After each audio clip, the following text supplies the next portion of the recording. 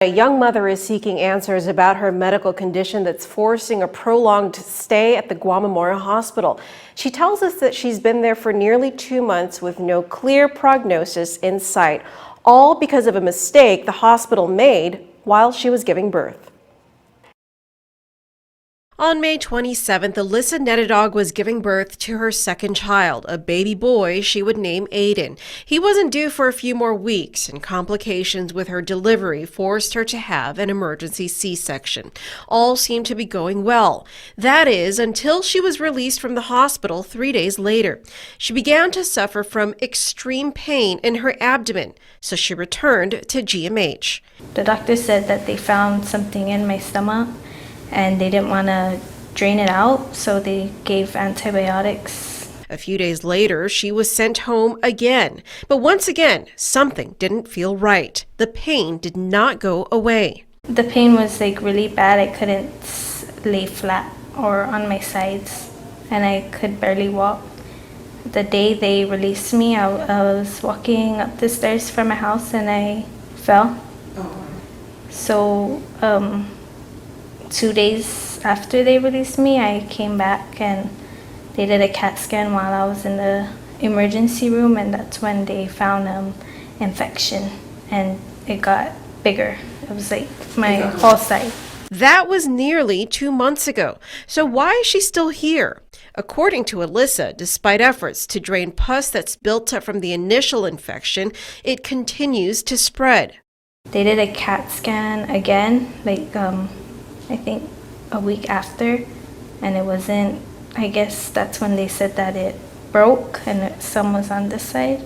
Week after week, CT scan after CT scan, it seems Alyssa's condition continues to get worse. They were just draining, and then I was getting different answers from the different doctors that I had. Some would say that it's improving, and some will say that it's not. It's it's big or it's spreading. Alyssa says doctors couldn't figure out what was wrong with her or the source of her infection. Finally, after weeks of grueling pain, tests, and needles, doctors finally had an answer. It turns out it's something that could have been avoided. But we didn't get answers until almost a month I was here, that it's from the cesarean. What did they say exactly happened during the cesarean section? He said that, because it was the antibiotics doctor that told me, he said that he found bacteria from the inside, and the doctor accidentally cut one of my small intestines when he was doing the cesarean. Alyssa was told that bacteria had seeped into her intestines, causing the infection that's now spreading throughout her body. To make matters worse, the aggressive regimen physicians have put her on, different IV antibiotics, is also painful, ruining her veins. She's also beginning to lose her hair. And my mom was saying that it's from having too many CAT scans, and I'm already going on my 7th one.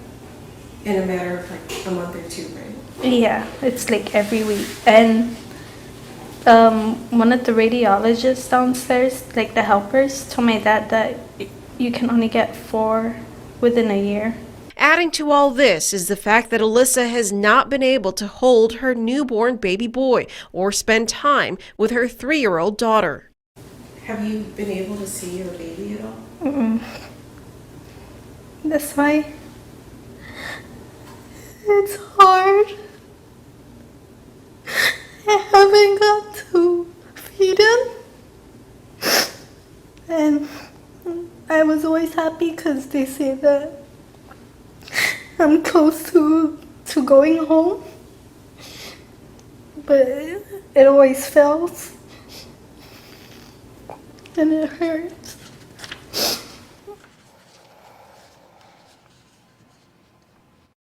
Alyssa is questioning the competency of some of the doctors, saying she believes she wouldn't be in this dangerous situation if the doctors had properly treated her when they first discovered the infection.